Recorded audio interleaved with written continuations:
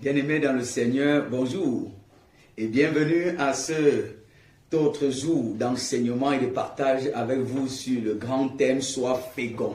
Rappelez-vous, nous sommes dans un voyage vers la fécondité depuis déjà 24 jours. Et il nous manque pratiquement 2 jours. Et dimanche, nous allons clôturer avec ce grand programme sur la fécondité. Aujourd'hui, nous sommes parvenus au 24e thème de notre programme.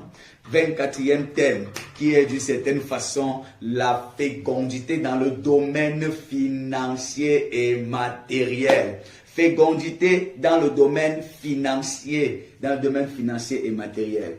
Mais bien aimé dans le Seigneur, rappelez-vous de notre texte de base 3 Jean 1, verset 1, qui dit, bien-aimé, je souhaite que tu prospères à tous égards, comme prospère l'état de ton âme. Nous avons dit depuis le premier jour où nous avons entamé sur les domaines de fécondité, parlant du domaine spirituel, que ce n'était que la base, le fondement de notre prospérité. Il n'était pas question pour nous d'être prospères simplement sur le domaine spirituel, mais Dieu veut que nous prospérons à tous égards, c'est-à-dire dans tous les domaines, dans divers domaines, comme prospère l'état de notre âme. C'est-à-dire de la même manière que notre spiritualité est en train de grandir, d'évoluer, tous les autres domaines de notre être doivent également évoluer. Amen.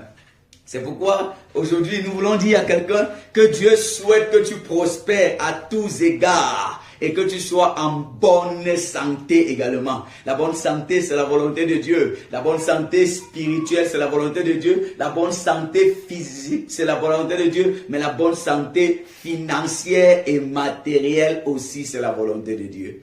Écoutez, nous entamons là un thème un peu délicat, ou d'une certaine façon un thème complexe.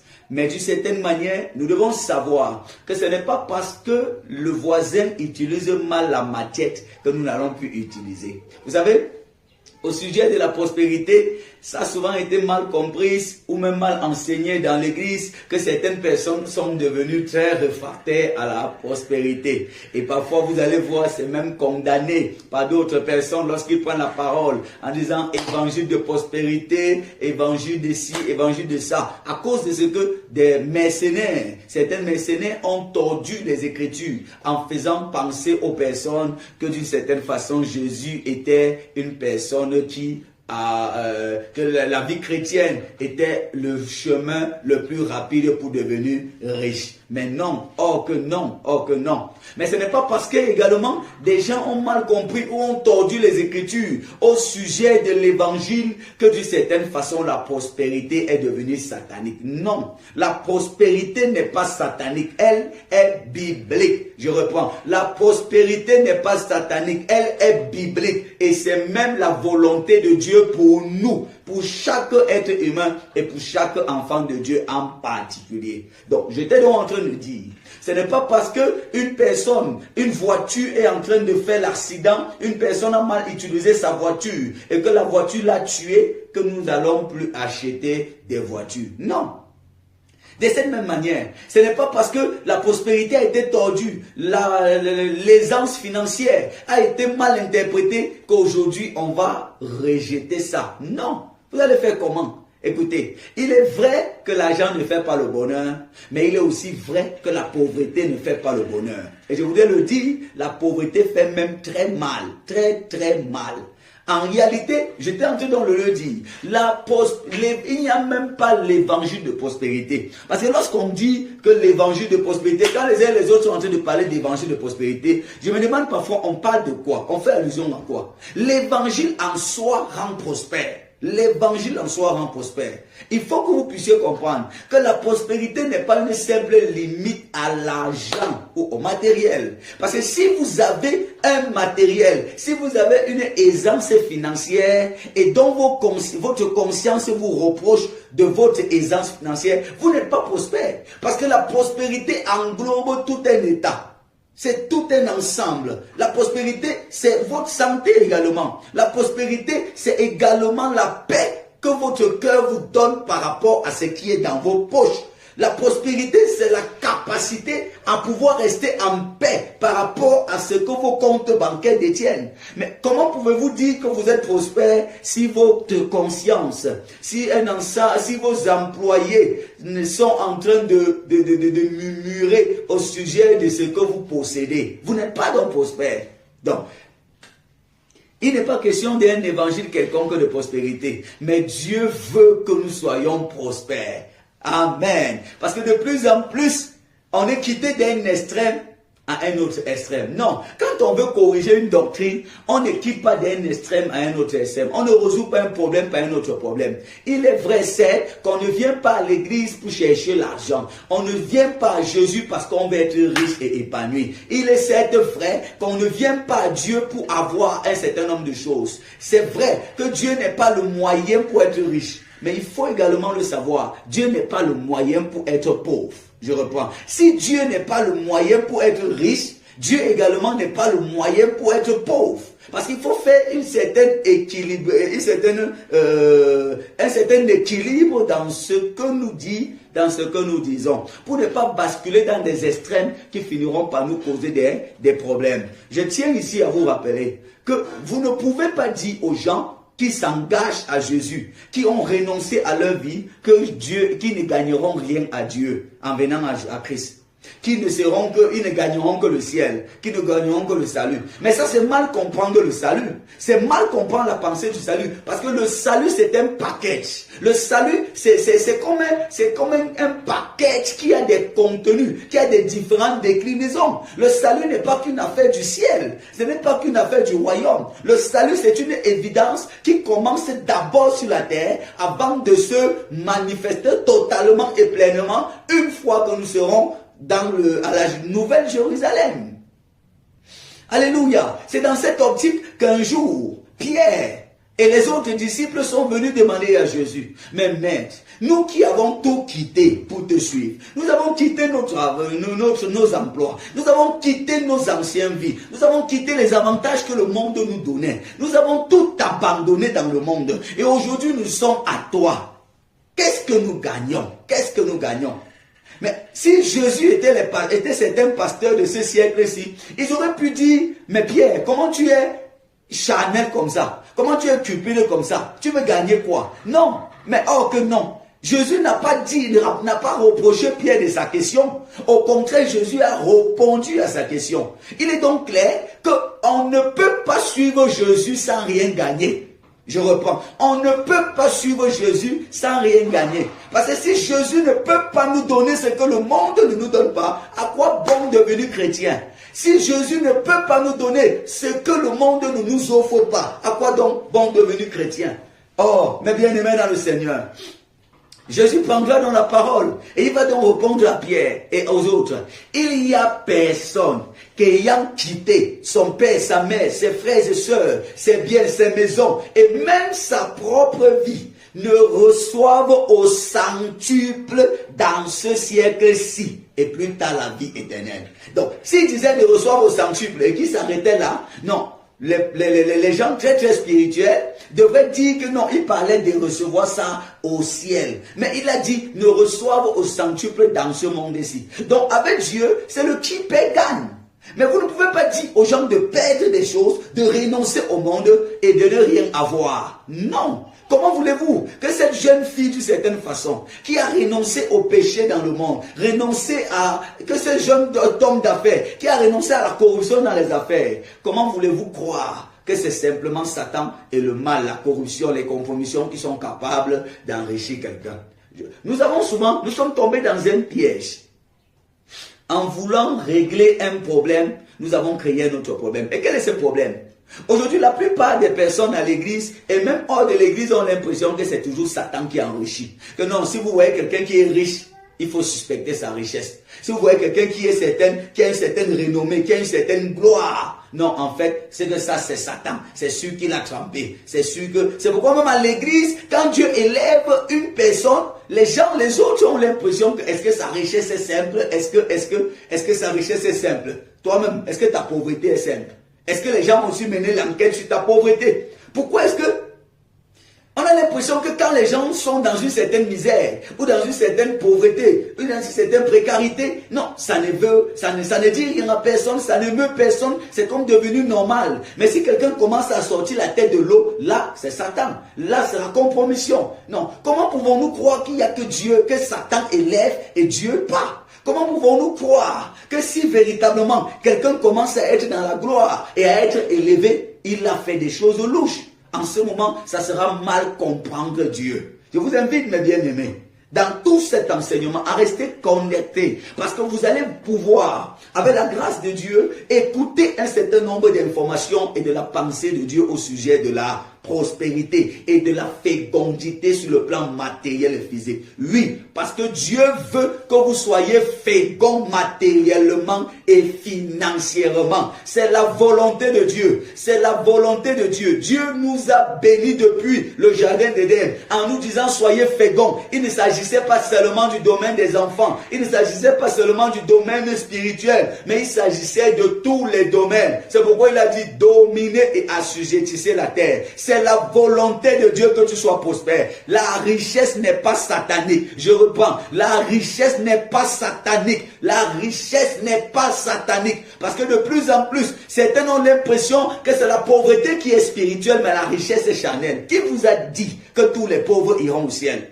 Qui vous a dit que tous les riches iront en enfer? Qui vous a dit que le fait d'être pauvre vous dispose à être aimé par Dieu? Qui vous a dit que le fait d'être riche vous dispose à ne pas être aimé par Dieu? Tout dépend de ce que vous en faites. Mais bien aimés dans le Seigneur, il y a des principes pour la prospérité. Et c'est ce dont nous allons voir par la suite. Mais avant, nous devons d'abord comprendre que la pensée de Dieu, c'est que nous soyons également féconds sur le plan matériel et financier. Ce n'est pas l'objectif global. Oui, parce qu'on peut être fécond matériellement et financièrement, mais aller en enfer. Mais on peut aussi être pauvre et aller en enfer. De la même manière qu'on peut également être fécond matériellement et plaire à Dieu et réjouir son cœur.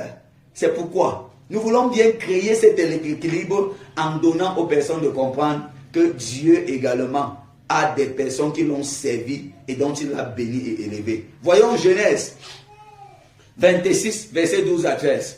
Genèse 26, verset 12 à 13. Oh, j'aime cet enseignement.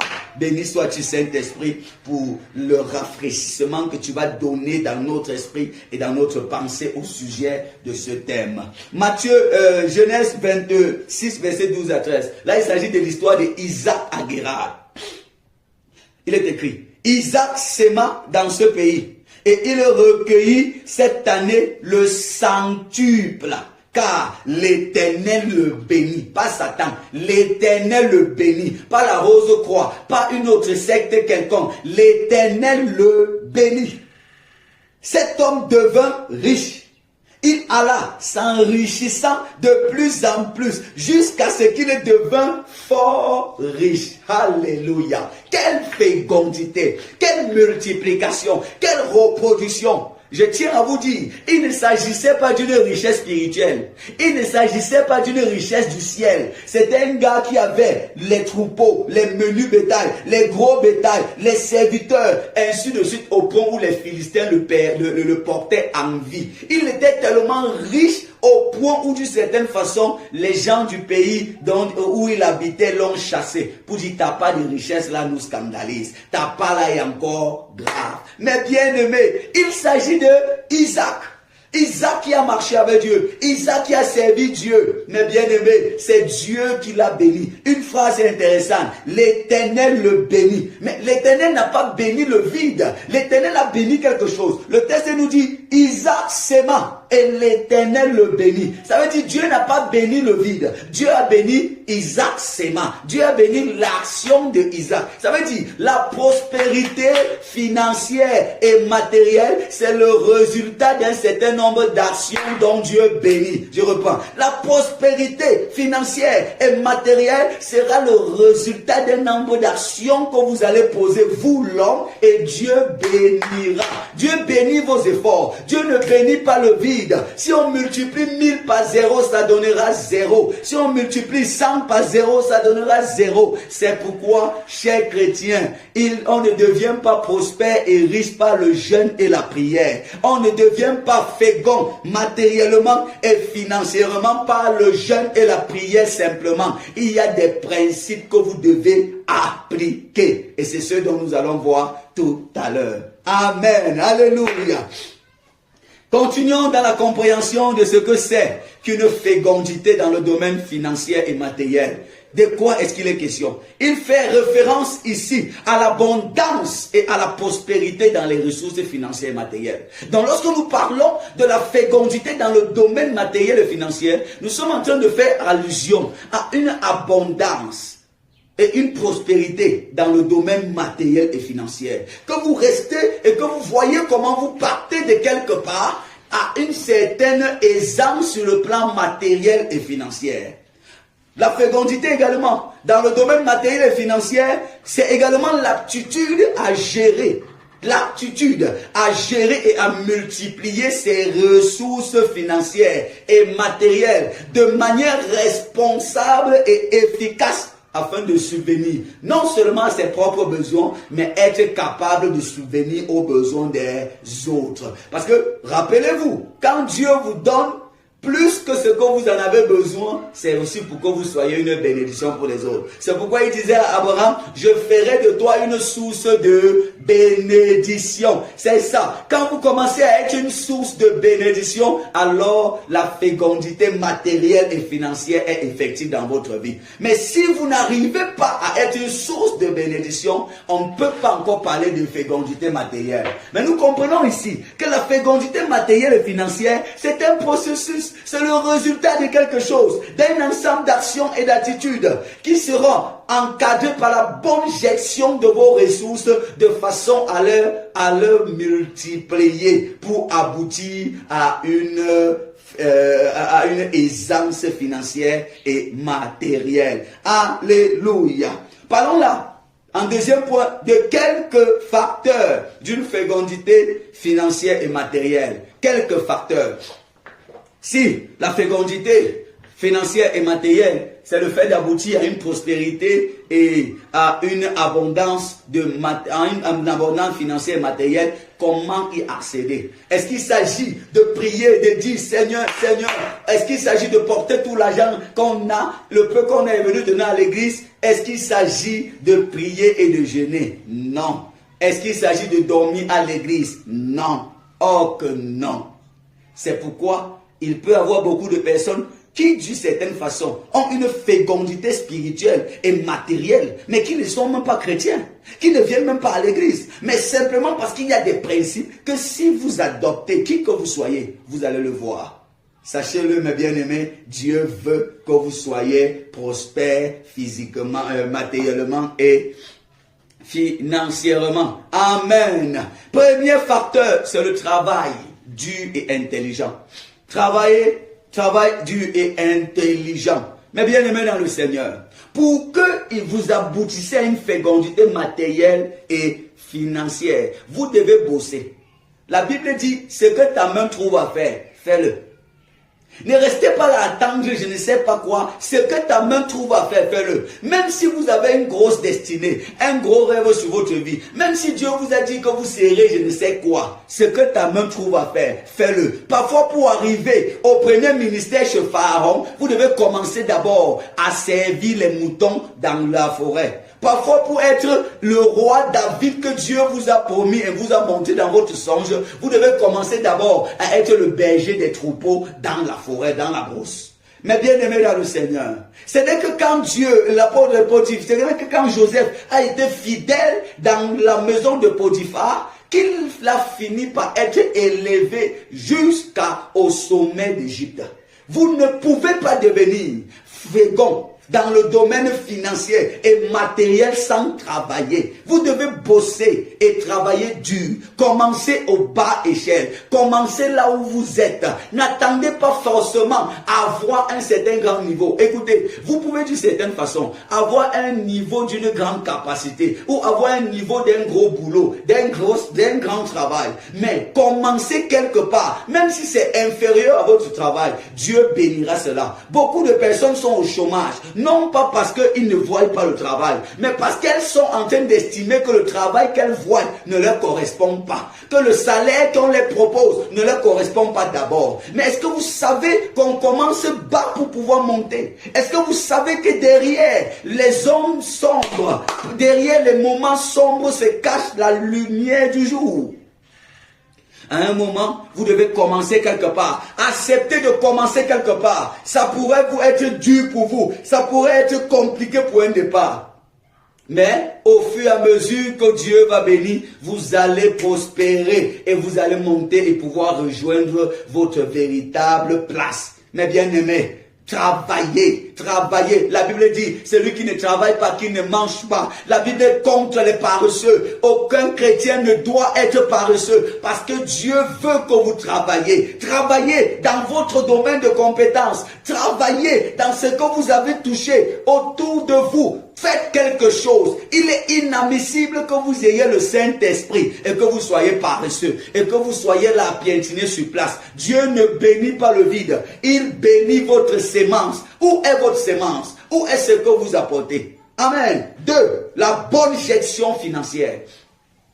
Vous devez travailler non seulement dur et intelligent, mais vous devez aussi avoir une bonne gestion financière. Beaucoup de personnes piétinent sur place et demeurent dans une stagnation financière à cause d'une mauvaise gestion financière.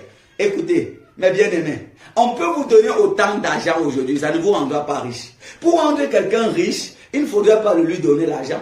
Il faudrait lui apporter une éducation financière. Je vous reprends. Ce n'est pas le fait d'offrir l'argent à quelqu'un qui le rend riche. Mais l'éducation financière que vous apportez à cette personne donnera à cette personne les capacités nécessaires pour pouvoir mieux gérer les ressources que vous lui avez données. Mais si vous donnez les ressources à quelqu'un sans l'apprendre à gérer ses ressources financières, l'argent finira par partir encore. C'est pourquoi, dans la gestion financière, il faut véritablement adopter des attitudes bonnes pour pouvoir conserver ce que Dieu vous a donné. Pour pouvoir conserver ce que Dieu vous a donné. Dans bonne gestion financière, qu'est-ce qu'on met?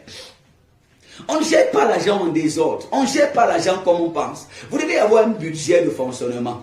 Et votre budget de fonctionnement doit pouvoir s'adapter à vos entrées. Ça veut dire vos sorties, vos dépenses doivent pouvoir être adaptées en fonction de vos sorties et non en fonction de vos amis et non en fonction de votre entourage. Écoutez, la vie n'est pas une compétition. Vous n'êtes pas obligé de vivre au même niveau que tout le monde. Vous n'êtes pas obligé de vivre comme tout le monde vit, même s'ils sont les personnes du même niveau que vous. C'est en fonction de vous que vous devez vivre, de vos entrées. Vous ne savez pas comment les gens font. Vous ne savez pas comment les autres font et où ils prennent ce qu'ils ont. Je prends un exemple. Vous avez un salaire de 100 000.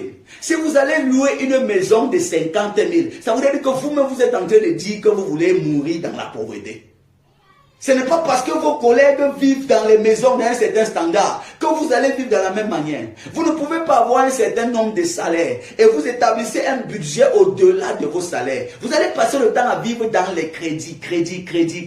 Et une personne qui fonctionne dans les crédits, les dettes ne peut pas s'enrichir. C'est pourquoi la Bible dit que celui qui paye ses dettes s'enrichit.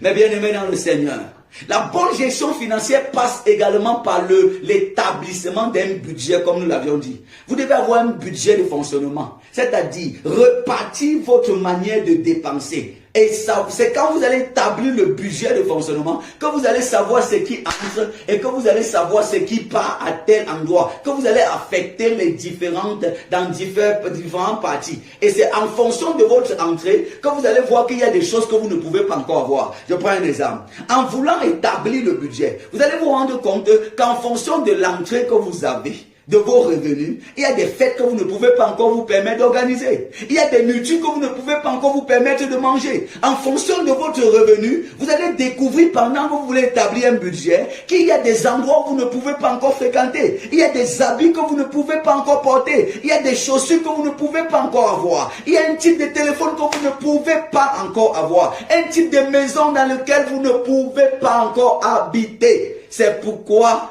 beaucoup de personnes piétinent sur place parce qu'elles dépensent plus qu'elles n'en gagnent. Vous ne pouvez pas dépenser plus que vous gagnez et espérer avoir une fécondité sur le plan financier. Ça ne marchera pas. Attendez votre tour. Apprenez à gérer bien ce que vous avez. Mes bien-aimés, Dieu est regardant sur les faibles commencements et sur la manière de gérer le peu que vous avez. L'autre élément qui entre dans la gestion financière, c'est le contentement.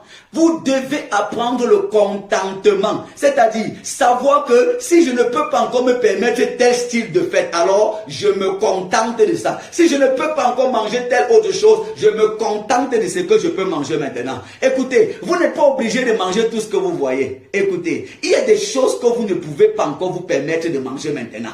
Parce que vous êtes en train de bâtir votre vie. Vous ne pouvez pas être une personne qui est en train de se construire, de se bâtir. Et c'est vous qui voulez porter tous les habits qu'il y a sur le marché. C'est vous qui voulez manger tous les poissons qu'il y a sur le marché. C'est vous qui voulez d'une certaine façon organiser toutes les qualités d'anniversaire qu'il y a.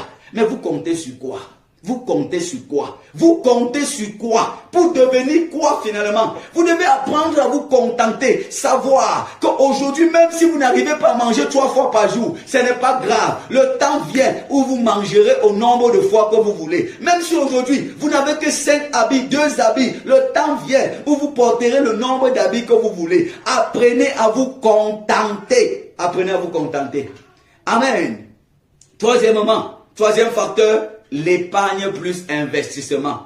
Facteur qui va vous conduire à une fécondité financière et matérielle. C'est l'épargne. Vous voyez que depuis là, les principes que je donne là, ce ne sont pas des principes spirituels. L'épargne plus investissement. Lorsque je parle de l'épargne ici là, vous voyez que je ne dis pas seulement épargne. Parce que la Bible dit que celui qui épargne à l'excès ne fait que s'appauvrir. Je reprends. Celui qui épargne à l'excès ne fait que s'appauvrir. Ça veut dire que vous pouvez devenir pauvre davantage à cause de l'épargne. Si vous ne faites que épargner, ça ne vous rendra pas prospère. Mais vous devez épargner et investir.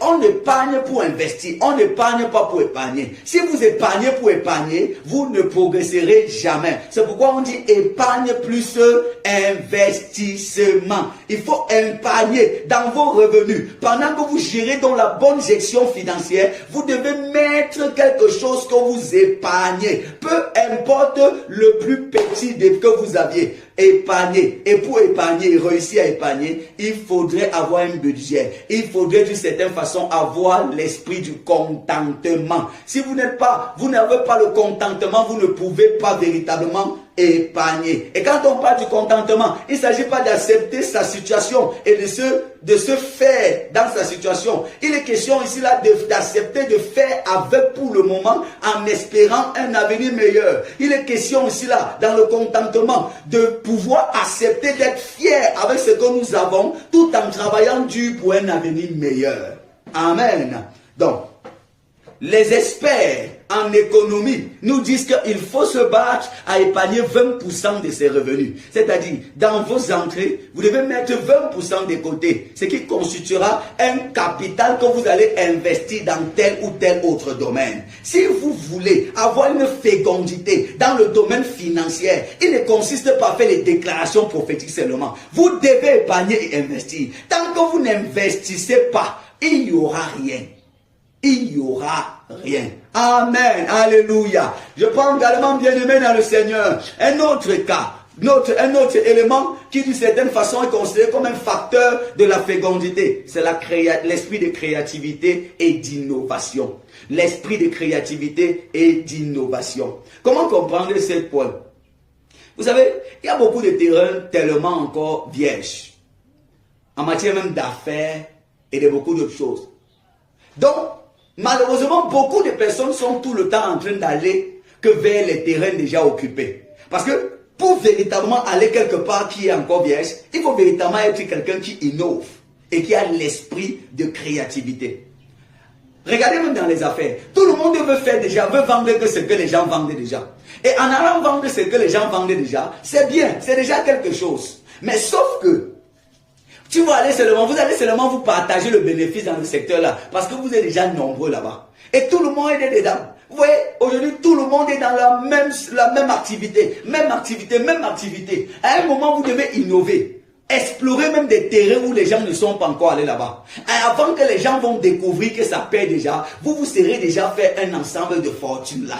Parfois, il faut explorer. Et pour le faire, vous devez avoir le cœur du risque. Il faut prendre le risque. Il faut oser. Parce que vous ne savez pas si ça va marcher. Pourquoi est-ce que les gens fonctionnent toujours dans les domaines déjà connus, où les autres sont déjà? C'est la peur du risque. On a peur que est-ce que ça va donner. On préfère être là où on voit déjà que ça marche. Mais parfois, imaginez que vous allez sur un terrain où les gens ne sont pas encore dedans et que vous innovez, vous créez quelque chose, vous créez une affaire qui n'est pas encore connue, mais et qui répond quand même aux besoins de la société, qui répond quand même aux besoins. Si vous découvrez un besoin de la société qui n'est pas encore trop couru vers les gens et que vous vous mettez dans ce couloir, mais vous allez vous faire beaucoup d'argent dans ce domaine. Je voulais dire donc aux personnes, apprenez à créer, ayez l'esprit de créativité et d'innovation, innovez dans des territoires qui ne sont pas encore conquis. Oh, je me souviens quand Dieu dit à Josué, allez, je vous donne Canaan, mais Canaan devait être conquis. Canaan devait être conquis. Il y a des territoires où vous devez aller conquérir cela. Vous devez aller conquérir des territoires, des nouveaux territoires afin de vous y établir. Amen. Amen. Cinquième attitude ou cinquième facteur pour la fécondité financière, c'est de bâtir des réseaux et des relations. Bâtir des réseaux et être relationnel. Je voulais dire à quelqu'un aujourd'hui, vous allez voir, il y a un domaine que les gens souvent ignorent, ou un secret capital que je voudrais partager avec vous. Vous demandez à tous ces grands hommes d'affaires qui prospèrent, ce sont des personnes qui sont dans des réseaux. Quand je parle des réseaux, ne voyez pas toujours en ça les réseaux sataniques ou les sectes et tout, ou les loges. Non. Les réseaux sont importants et même bien. De nos jours, pour prospérer dans un domaine, même pour avoir les marchés, pour gagner certains marchés, si vous n'êtes pas dans un réseau, on ne vous donnera pas. C'est pourquoi vous devez bâtir des réseaux et être dans des réseaux. Je prends un exemple. Aujourd'hui, même en bâtiment, de plus en plus, les réseaux sont en train de se construire. Vous voyez, un réseau de personnes, de jeunes qui se constituent d'entrepreneurs ou d'ingénieurs, qui se constituent un réseau où il y a les ingénieurs en bâtiment, où il y a les peintres, où il y a les carreleurs, où il y a les électriciens, où il y a les menuisiers, et ils sont tous, où il y a les plombiers, et ils constituent un réseau. Ça veut dire que dès qu'ils gagnent le marché, toi qui es un menuisier ou un électricien hors de ces réseaux, tu vois bien le chantier à côté de toi. C'est à côté de chez toi. Mais tu attends qu'on arrive au moment de l'électricité pour te confier le marché. Mais dès qu'on arrive là-bas, il y a déjà l'électricien du réseau là, à qui on donne déjà le marché. Donc, ils vont gagner le marché et finir comme ça là jusqu'à la fin, dans leur réseau. Donc, même pour confier un marché à quelqu'un, même pour coudre l'habit aujourd'hui, tant que vous n'avez pas, vous êtes styliste, si vous n'êtes pas dans un bon réseau relationnel, vous n'aurez pas de clients. Vous n'aurez pas de clients. Écoutez, parfois on vend même un terrain à côté de vous, vous ne connaissez pas, parce que vous n'êtes pas dans le bon réseau. Vous devez constituer ce qu'on appelle des réseaux, c'est-à-dire être au bon endroit et être relationnel. Les relations sont des choses, des couches chemins que Dieu vous met à votre disposition pour pouvoir obtenir des choses que vous deviez longtemps faire pour avoir. Écoutez, il y a un texte dans la Bible où Dieu célèbre ça, l'économe infidèle. Où l'économe infidèle va tellement bâtir un réseau relationnel. Et le maître loua, la Bible dit, le maître loua l'économe infidèle de son geste. Parce qu'il avait dit, il dit, les enfants de ce siècle sont plus habiles en matière de relations que les enfants de lumière. Parfois, les chrétiens négligent trop l'aspect relationnel. Vous ne pouvez pas jouer avec les relations. Si vous jouez avec les réseaux et les relations, ça va vous détruire. Si vous jouez avec les réseaux et les relations, vous piétinerez sur place. Vous allez voir les gens progresser, passer devant vous, et vous allez vous plaindre de ci ou de ça, mais simplement parce que vous avez négligé les relations. Chaque personne que Dieu vous envoie dans votre vie, chaque personne que Dieu met en contact avec vous, est une relation qu'il faut préserver, investir même pour préserver cette relation. Parce que vous ne savez pas qui est cette personne et ce que cette personne peut vous ouvrir comme porte. Amen. Il y a des gens qui n'ont gagné des marchés que parce qu'ils connaissaient quelqu'un. Il y a des gens qui ne gagneront jamais tel marché parce qu'ils ne connaissent pas Ils ne connaissent personne de bien placé là-bas. Vous devez travailler à entretenir vos relations. Quand le Seigneur vous met en contact déjà avec une bonne personne, un bon réseau, entretenez ces réseaux-là. Vous ne pouvez pas réussir seul. Mes chers amis, sortez de cet individualisme qui consiste à croire que vous pouvez réussir seul. Vous devez partager vos idées avec des personnes. Vous devez vous mettre ensemble. C'est dans un réseau qu'on réussit. De la même manière que spirituellement, on ne réussit pas seul. Même financièrement, vous ne pouvez pas réussir seul sur le plan professionnel. Est-ce que vous savez qu'il y a des entreprises qui n'annoncent jamais les demandes d'emploi? Il y a des entreprises qui n'annoncent jamais les avis de recrutement, j'allais dire. Mais ils recrutent chaque année. Mais si vous n'êtes pas dans le bon réseau, vous n'allez même pas savoir qu'il y a un recrutement dans telle ou dans telle autre entreprise. Vous passez le temps à dire que vous comptez seulement sur Dieu, sur Dieu. Mais c'est Dieu qui envoie ces personnes vers vous. C'est Dieu qui vous met en contact avec des personnes. Mais si vous ne savez pas entretenir ces réseaux relationnels, ça va vous détruire. Et vous allez perdre des opportunités. Écoutez-moi bien. C'est Dieu qui vous donne des opportunités, mais les hommes vous ouvriront les portes. Ou encore, Dieu peut vous ouvrir les portes, mais les hommes vous donneront des opportunités à servir. Les hommes vous donneront des opportunités. Aujourd'hui, j'ai enseigné dans plusieurs paroisses souvent, mais à cause de ce que les hommes m'ont donné des opportunités. Qui vous a dit que c'est le plus talentueux qui réussit? Qui vous a dit que c'est le plus intelligent qui réussit? Qui vous a dit que c'est le plus fort qui réussit? Qui vous a dit que c'est celui qui travaille trop qui réussit toujours? Vous pouvez avoir les talents, avoir les compétences, avoir le bon CV, mais si vous ne connaissez pas la bonne personne qui peut prendre votre dossier ou vous donner même une bonne information, vous allez mourir avec vos capacités. Vous devez être dans un bon réseau relationnel et construire votre réseau aussi au fur et à mesure. Amen. 6e facteur, l'éducation et la formation. Éducation et la formation. Oh, j'aime cet enseignement. Le Seigneur nous fait découvrir des merveilles. Est-ce que vous savez que même pour prospérer et être fécond dans le plan matériel et financier, il y a un aspect éducationnel et formation que vous ne devez pas négliger. Je prends un exemple. Vous voulez faire dans l'import-export par exemple, et vous voulez faire des achats en Chine. Mais vous ne pouvez pas vous lever simplement parce que vous avez un capital de 10 millions et vous voulez déjà aller en Chine.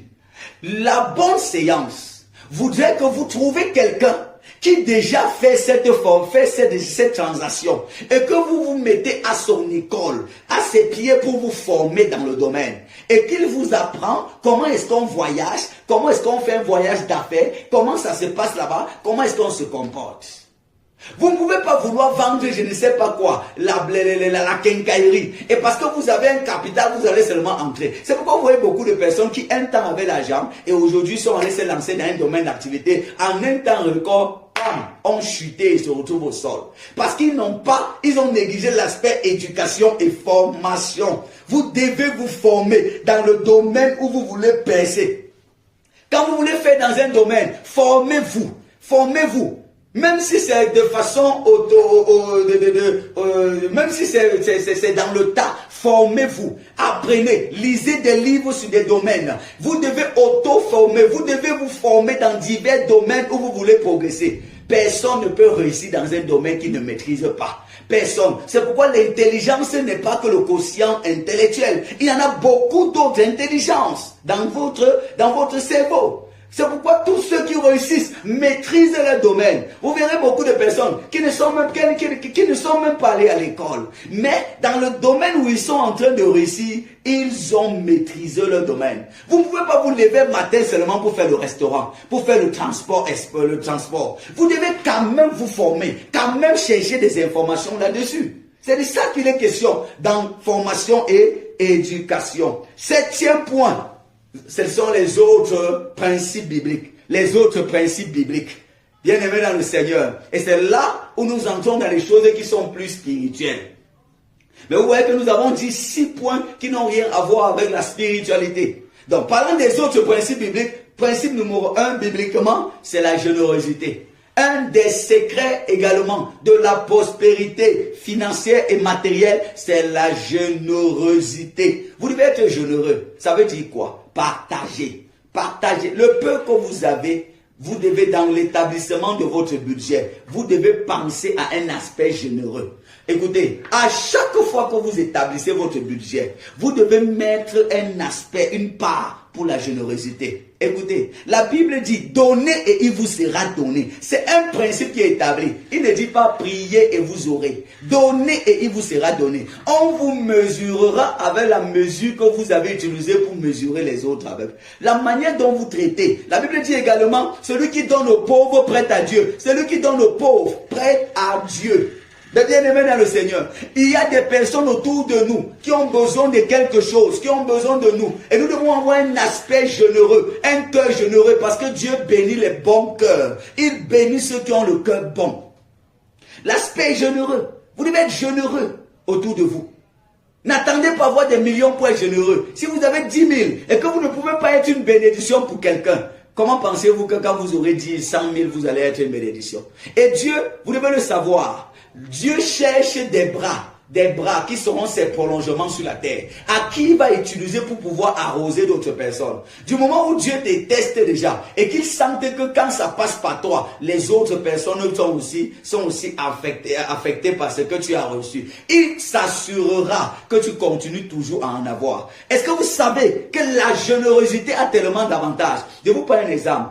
Quand vous voyez des personnes qui sont au village ou même dans les villes, certaines bosses là, même les païens appliquent ce principe. Ils construisent des maisons et puis ils vont mettre des robinets dehors pour que tout le monde vienne boire. Vous savez que c'est pourquoi? C'est un secret de la prospérité. Parce que chaque personne qui vient boire de l'eau, chaque villageois qui vient boire de l'eau sur le mur de ce bourgeois du coin, va bénir cette personne. À chaque fois qu'il boit de l'eau, il bénit cette personne. Vous allez voir même dans le monde, les sociétés ont souvent une quote-part de leur budget qu'ils appellent ça compassion ou visite des orphelins les veuves. Ils vont organiser une visite en fin d'année chez les orphelins, donner les paquets, donner un certain nombre de choses. Vous croyez que c'est pourquoi? C'est un secret de la prospérité. Chaque fois que ces orphelins béniront cette entreprise, béniront cette société, mes bien-aimés, elle va prospérer. Chaque entreprise qui veut être prospère doit avoir un côté, un budget charitable pour la charité vis-à-vis des personnes. Soyez généreux. Apprenez à partager le peu que Dieu vous a donné. Quand vous avez besoin de 3 pains et que Dieu vous en donne 5, vous devez savoir que les 2 autres, c'est également pour pouvoir bénir quelqu'un avec. Et quand vous commencez à être une source de bénédiction, c'est eux-mêmes, ces personnes qui prieront pour que jamais vous ne chutez. Pour que jamais vous ne chutez. Alléluia. Deuxième aspect, deuxième autre principe au sujet de la fécondité matérielle, c'est la part de Dieu, c'est-à-dire l'offrande. Ne vous amusez pas avec votre offrande, surtout vous qui êtes chrétiens. L'offrande, et c'est là où beaucoup de personnes, malheureusement beaucoup de personnes sont venues seulement s'accrocher sur ce seul élément. Or, ce seul élément ne peut pas vous rendre prospère, mais c'est capital. Vous voyez que c'est un ensemble de tout, c'est un tout mis en commun qui vous rendra fécond dans le domaine financier et matériel. Donc c'est l'offrande, c'est la part de Dieu. Écoutez, quand on prend une orange, et qu'on pèle l'orange ou une mangue, quand vous pêlez la mangue, il y en a 3 parties dans la mangue. Il y a la peau, il y a la chair et il y a le noyau. Dans les 3 parties, dans la mangue que vous avez pêlée, la peau, c'est ce qu'on ne mange pas. C'est la part de Dieu là-bas. C'est l'offrande. C'est la part de Dieu. C'est ça qui va tomber au sol. C'est ce que vous mettez au sol. Vous mangez la chair. C'est la chair qui constitue ce qu'on appelle votre budget. Donc quand vous avez reçu vos entrées, vous devez d'abord enlever la part de Dieu, qui est la peau de la mangue. Quand vous avez enlevé la peau, il y a la chair maintenant. C'est dans la chair que vous répartissez tous vos dépenses. Ce n'est pas dans la peau. Maintenant, quand vous avez mangé la chair, il manque quoi? Il manque le noyau. Le noyau maintenant, c'est ce que vous investissez. C'est ce que vous investissez. Quand vous avez sémé le noyau maintenant, il faut le fumier. La peau que vous avez laissée tomber au sol, que vous avez donné comme offrande, est ce qui va arroser, est ce qui va pourrir. Et elle sera maintenant favorable, va favoriser le noyau pour que ça produise encore, pour que vous ayez encore plusieurs mangues pour pouvoir manger. Mais il y a des personnes qui mangent et la peau, et la chair, et le noyau. Donc ils mangent tout. Ça ne peut pas donner. Vous devez reconnaître que ce que vous avez, c'est Dieu qui vous l'a donné. C'est Dieu qui est votre source. Et quand Dieu est votre source, chers chrétiens, ce que vous avez comme entrée, vous devez penser à Dieu, les offrandes, en vous occupant de l'œuvre de Dieu, en s'aimant dans l'œuvre de Dieu, en s'aimant dans la vie des serviteurs de Dieu, en contribuant à l'œuvre de Dieu. Mais si vous êtes là à jouer toujours les personnes qui n'ont pas, la Bible dit on donnera à celui qui a, mais à celui qui n'a pas, on enlèvera même le peu qu'il a. On donnera à celui qui a, mais à celui qui n'a pas, on enlèvera même le peu qu'il a. Si Dieu est votre source, vous devez le reconnaître en donnant ce qui lui revient. Amen. C'est troisième autre principe, troisième tiret dans les autres principes, c'est la grâce de Dieu. Comptez sur la grâce de Dieu. Au-delà de tout, vous devez pouvoir prier et compter sur la grâce de Dieu. Oui, parce que Dieu bénit. Vous pouvez s'aimer tant que Dieu n'arrose pas et ne bénit pas, rien ne donnera. On a vu des gens qui ont travaillé dur, mais rien n'a donné. On a vu des personnes qui ont bossé, qui ont bien géré, économisé, rien n'a donné. On a vu des personnes qui ont investi, le feu est venu brûler. On a vu des personnes qui se sont battues comme elles pouvaient, à pouvoir épargner. La banque a fermé avec cet argent. C'est pourquoi l'autre élément, c'est le fait de compter sur la grâce de Dieu. Compter sur Dieu. Savez une chose, vous devez savoir une chose. Quand vous avez votre rôle à jouer, mais Dieu a pour lui. Il y a des choses qui ne dépendent pas de vous. Il y a des choses qui dépendent uniquement de Dieu. Si certaines dépendent de vous, d'autres dépendent uniquement de Dieu. Et en ce sens, vous devez compter sur Dieu. La Bible dit, si l'Éternel ne bénit, celui qui bâtit, si l'Éternel ne bâtit, celui qui bâtit en vain. Si ce n'est pas Dieu qui bâtit votre prospérité, c'est que vous allez bâtir en vain. En vain. Dieu est capable de bénir vos efforts et de les agrandir. Dieu est capable de bénir ce que vous avez et de vous distinguer. Mais bien aimés dans le Seigneur, ne comptez pas sur d'autres loges. Dieu est capable d'enrichir. Dieu peut bénir. Dieu vous enrichit également. Et Dieu est capable de donner la richesse. Mais vous devez compter sur la grâce. Compter sur lui. Reconnaître que vous avez fait pour lui. Mais tant que lui ne fait pas. Que vous avez sémé. Mais tant qu'il ne bénit pas, ça ne donnera rien. Comme le test d'Isaac, Isaac a sémé, mais c'est l'Éternel qui a béni et le résultat a été vu. Vous devez s'aimer, mais vous devez rester accroché à Dieu pour qu'il puisse bénir. Alléluia. Huitième facteur de la fécondité matérielle et financière, c'est la patience. C'est la patience. Les choses ne se feront pas là. Vous devez être patient, attendre. Parce qu'il y a des saisons dans la vie. Parfois, vous êtes avec des personnes qui sont dans leur saison de récolte. Vous êtes encore à votre saison de semaille. Vous devez patienter. Oui, vous avez bossé dur. Vous avez épargné. Vous avez même investi. Au début, ça peut ne pas donner. Mais soyez patient. Ayez la patience dans le contentement. Et dernier élément, la gratitude. La gratitude. La gratitude ici là, c'est l'esprit de reconnaissance. Apprenez à être reconnaissant envers les hommes qui vous ont fait du bien, envers les hommes qui vous ont ouvert des portes, envers les hommes qui ont été des bénédictions pour vous. C'est comme ça que vous allez bâtir votre réseau relationnel. Il y a des gens qui vous ont donné des marchés. Apprenez à les offrir des cadeaux pour montrer votre reconnaissance. Sinon, on vous fermera. La gratitude. La gratitude, c'est quelque chose qui vous ouvrira les portes. La gratitude va vous donner d'autres opportunités, d'autres occasions. Est-ce que vous savez qu'il y a des personnes qui ont perdu les opportunités par leur manque de reconnaissance? Il y a des personnes qui ont manqué de reconnaissance, les autres les ont fermé des portes. Si quelqu'un vous ouvre une porte, si quelqu'un vous fait du bien et que vous gagnez tellement en ça, mais posez des actions de gratitude, posez des actes pour manifester votre gratitude, offrez des cadeaux à des personnes et ça va montrer que vous êtes reconnaissant. Et si demain il y a une autre opportunité, ces personnes vont penser à vous directement. Alléluia. La gratitude. Soyez reconnaissant également à Dieu. Reconnaissant à Dieu. C'est au travers de votre reconnaissance que c'est lui qui fait ce que vous avez, qui fait de vous ce que vous êtes. Et le Seigneur est touché par ces éléments de reconnaissance. Amen. Troisième point, parlons maintenant des bénéfices d'une fécondité financière et matérielle. Quels sont les avantages à être fécond matériellement et physiquement? Je tiens à vous rappeler qu'il y en a de bons avantages. Mais bien aimé, le premier avantage, c'est la sécurité et la liberté financière. La sécurité et la liberté financière. Beaucoup de personnes se retrouvent dans des situations très compliquées, très précaires, n'arrivent pas à se sentir dans une certaine sécurité et libre parce qu'elles n'ont pas une fécondité. Écoutez, quand vous êtes dans une fécondité matérielle et financière, vous avez une sorte de sécurité que cela vous procure. Vous avez une sorte de liberté de vous offrir ce que vous voulez vous offrir. Vous avez une sorte de liberté financière. Et je peux vous rassurer, il n'y a rien d'intéressant et de bien qu'une liberté financière. Non, que personne ne vous trompe. La liberté financière est quelque chose de bien pour nous, est quelque chose de bien.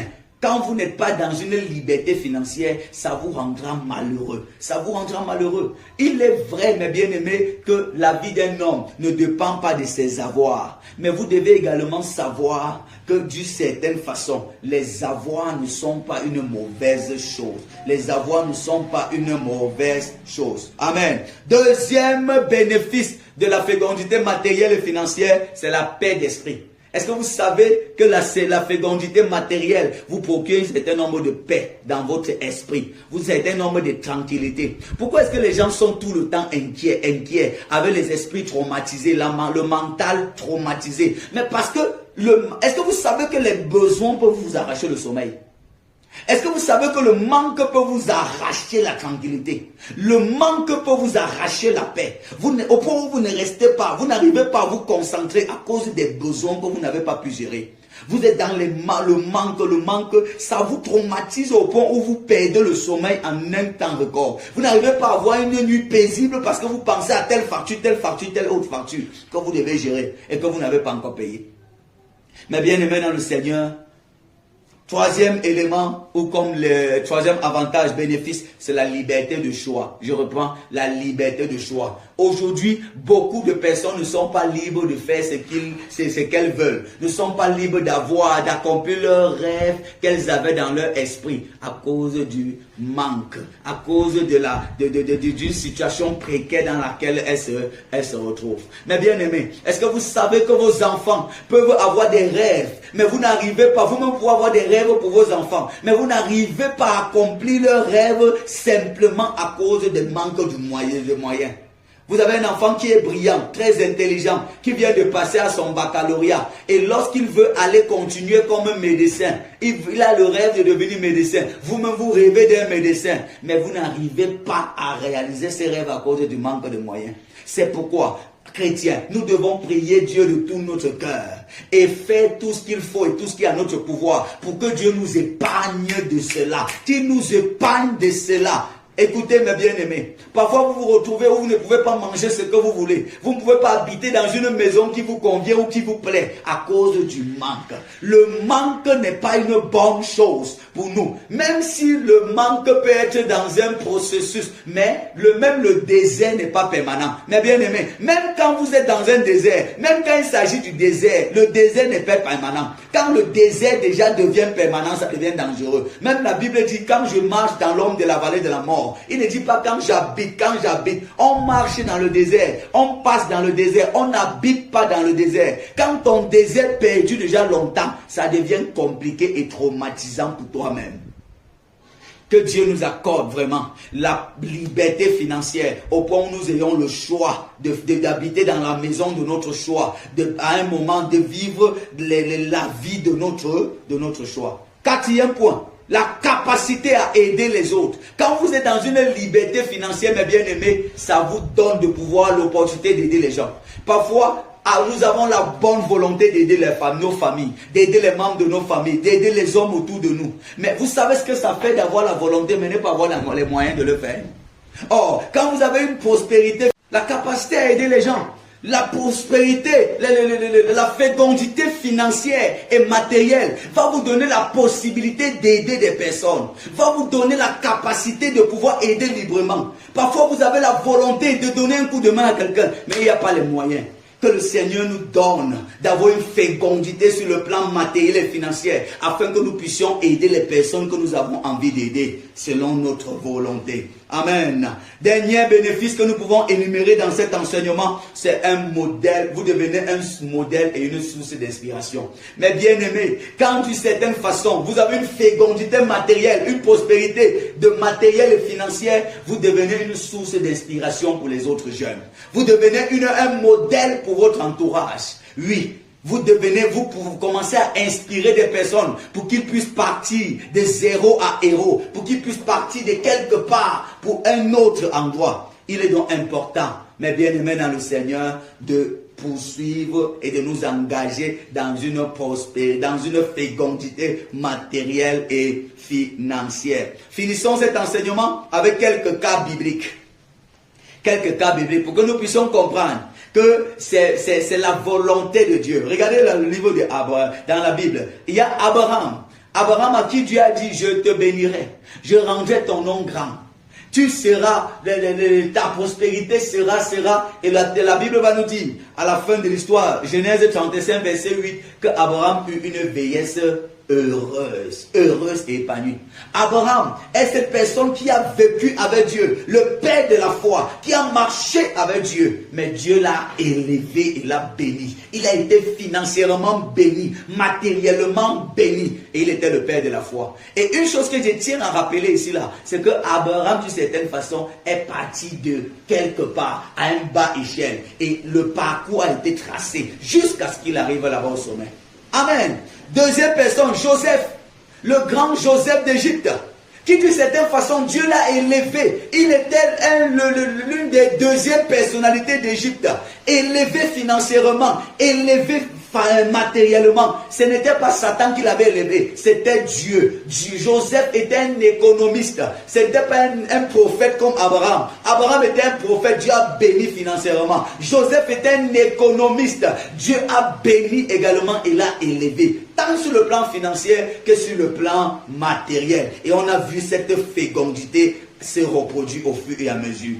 Job lui-même, Job dans son élan et dans son vécu avec Dieu, a même traversé des hauts et des bas, des situations difficiles. Mais le Seigneur l'a restauré et l'a introduit dans une prospérité et dans une abondance financière et matérielle. La Bible dit à la fin du livre de Job qu'il fut rétabli dans ses biens et dans beaucoup de choses. Il était prospère.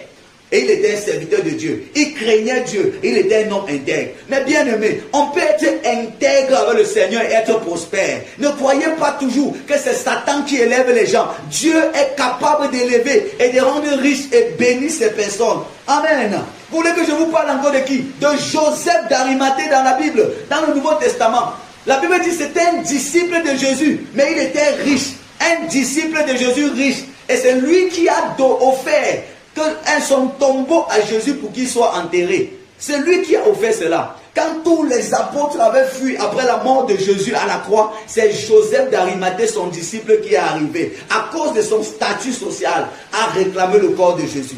Vous voulez que je vous parle de qui? De Salomon. Salomon fut un homme élevé, riche, que Dieu lui-même avait élevé. Dieu a dit à Salomon, je te donnerai des richesses. Je vais te donner. Je vais te donner. Dieu a béni et a élevé Salomon. Vous voulez que je vous parle encore de qui? De Isaac.